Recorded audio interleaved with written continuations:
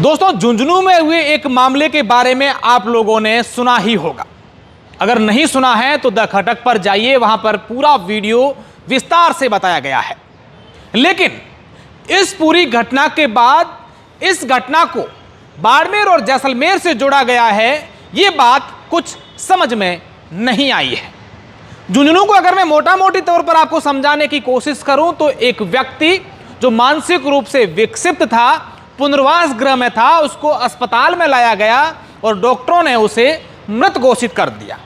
Mortuary में लेकर गए, 2 घंटे बाद रिपोर्ट दी और जब उसे शमशान घाट में लेकर के वहां पर जब अंतिम संस्कार की तैयारी चल रही थी तो व्यक्ति हिलडुल गया। फिर आनन फानन में उस व्यक्ति को वापस अस्पताल लाया गया और भर्ती करवाया गया। इस पूरे मामले को लेकर विभाग ने पीएमओ सहित 3 डॉक्टरों को सस्पेंड करके उनका मुख्यालय बाड़मेर, जैसलमेर और जालोर कर दिया है।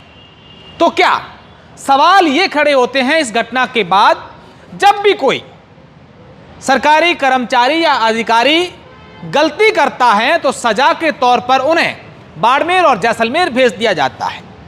इससे सवाल ये खड़ा होता है कि क्या आज भी इस क्षेत्र को काले पानी की सजा के तौर पर देखा जाता है?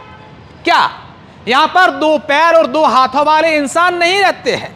क्या यहां के लोगों को सरकारी सुविधाओं का, सेवाओं का लाभ नहीं मिलना चाहिए? क्या पाकिस्तान के बॉर्डर से ये जुड़ा हुआ एरिया है तो आज राजधानी में बैठे लोग यहां के लोगों को पाकिस्तानी समझते हैं? अगर नहीं तो हर बार बाड़मेर और जैसलमेर के साथ ऐसा क्यों किया जाता है? माना कि उनको फील्ड पोस्टिंग नहीं दी है, लेकिन उनका मुख्यालय बाड़मेर, जैसलमेर और जालोर रहेगा तो कहीं ना कहीं वो काम इस क्षेत्र की जनता के लिए करेंगे। या तो फिर सरकार ये कह दे कि आपको वहां जाकर के सिर्फ बैठना है।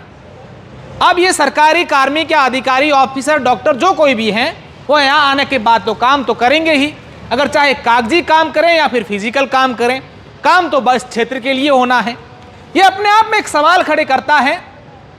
और ये सिर्फ कागजी आदेश ही नहीं, कई बार बड़े बड़े नेताओं के, मंत्रियों के, अधिकारियों के मुंह से सुना जाता है कि सही से काम कर लो वरना आपकी पोस्टिंग बाड़मेर, जैसलमेर कर देंगे।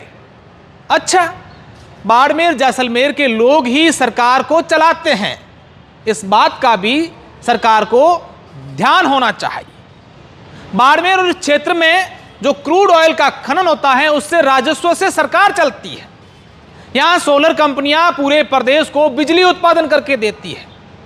देश की दूसरी सबसे बड़ी रिफाइनरी भी यहीं से बन रही है। तो फिर यहां के लोगों से इतनी घृणा क्यों? यह सवाल आज हर कोई व्यक्ति तमाम ऐसे लोगों से पूछना चाहता है कि बार बार इस क्षेत्र को इस घृणा की दृष्टि से क्यों देखा जाता है?